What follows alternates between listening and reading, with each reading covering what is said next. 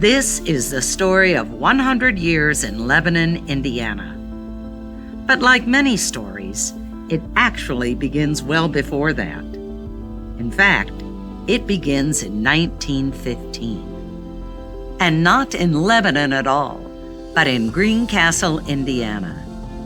It begins with a woman named Angie Godwin, a Methodist Episcopal Church deaconess responding to a call from God to care for children. And, though never a mother herself, she became, in her own words, a mother to many. Starting with twin 3-year-old girls, she began a culture of care and love that would endure for decades to come.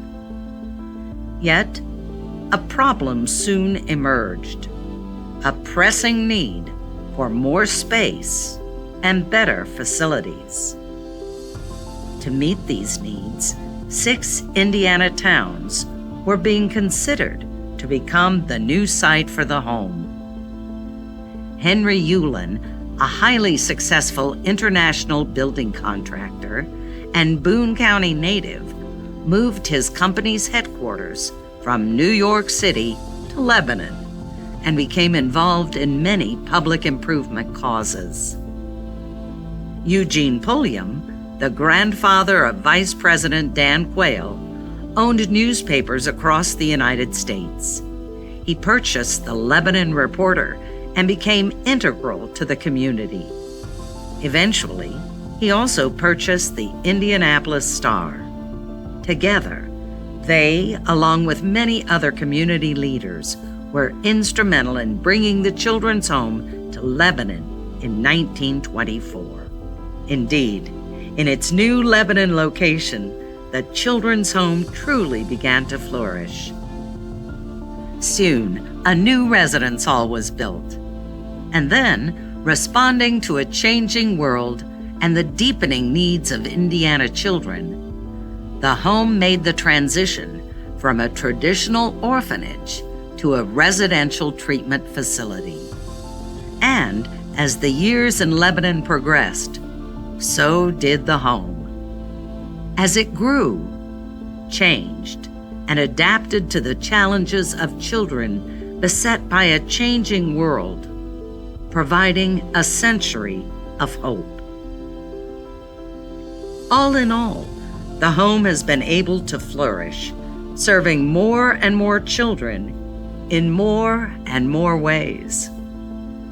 Through the help, support, and blessing of the Lebanon community, as well as churches, individuals, and businesses throughout the state, what began as a simple home for orphans has grown and changed remarkably.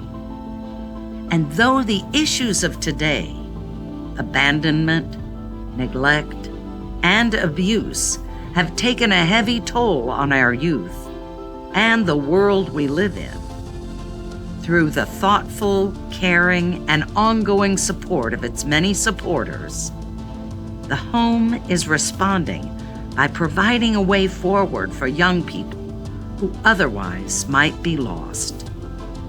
And over the home's 100 years, there have been countless stories of children helped, including twin sisters Judy Marsh and Trudy Williams, who first came to the home in 1945. Our mom, Julietta Coons, was superintendent here. The home had a positive impact on me by discipline, showing security, always knowing that I had a place to land.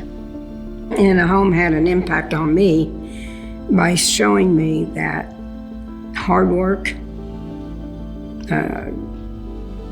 following the scriptures, listening to what's being said, show loving kindness to everybody.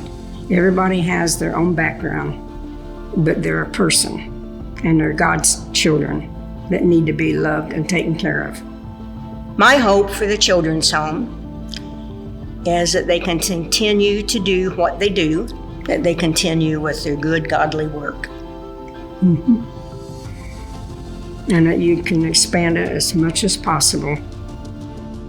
For 100 years, children, much like Judy and Trudy, have come to the home and found within our walls a loving haven for change, both positive and lasting, creating a century of hope and priming the home for a new century of hope for the children of Indiana.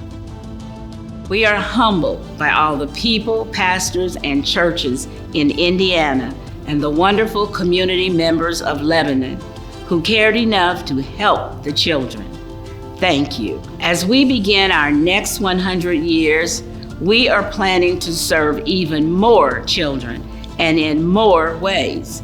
We are expanding our capacity and launching new programs to serve the changing needs of Indiana's youth. Our children need all of us, and we need you.